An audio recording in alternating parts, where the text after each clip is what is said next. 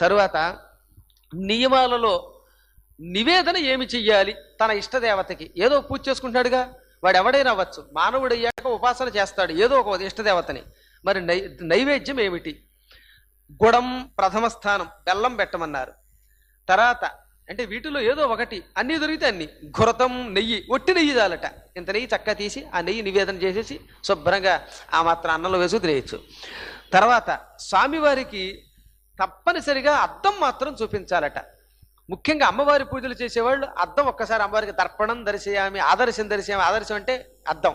అద్దం చూపించడం వల్ల మనిషి అత్యంత శుచి అవుతాడు, పరమ పవిత్రుడు అవుతాడు అని చెప్పారు. అందువల్ల ఈ ముఖ్యంగా దసరా మొదలైన కాలాల్లో అమ్మవారి పూజలు చేసేవాళ్ళు ఈ దృష్టిలో పెట్టుకుని ఒక అద్దం కూడా అక్కడ పెట్టుకోమన్నారు. అన్నిటికంటే ఇష్టదేవతకి మధువు అంటే తేనె ఇష్టం. మధు అంటారు, మధువు తాగి హుంకారం చేసింది అని దేవి భాగవతంలో వస్తుంది. ఏమన్నది?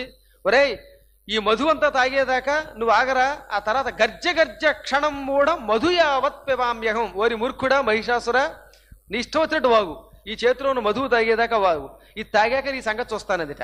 మధువు అంటే అక్కడ తేనె, ఒక పువ్వులలోంచి తయారు చేసిన అద్భుతమైన ఆసవం, పుష్పాసవం, ఫలాసవం అది.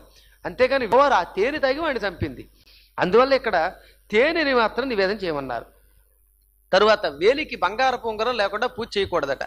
మరి అందరికీ బంగారం ఎక్కడొస్తుంది? అందుకే దర్భ చెప్పారు. దర్భని ధరిస్తే అది సువర్ణంతో సమానం. పితృకార్యములు చేసేటప్పుడు బంగారం చేతికి ఉండకూడదు. అందుకే ఆ సమయంలో బంగారం లేకుండా పూజ చేయకూడదు కదా, దానికి ప్రాయశ్చిత్తంగానే దర్భని పవిత్రమనే పేరుతో పెట్టారన్నమాట. కాబట్టి మానవుడికి దర్భవో లేకపోతే సువర్ణమో చేతికి లేకుండా అర్చన చెయ్యరాదు.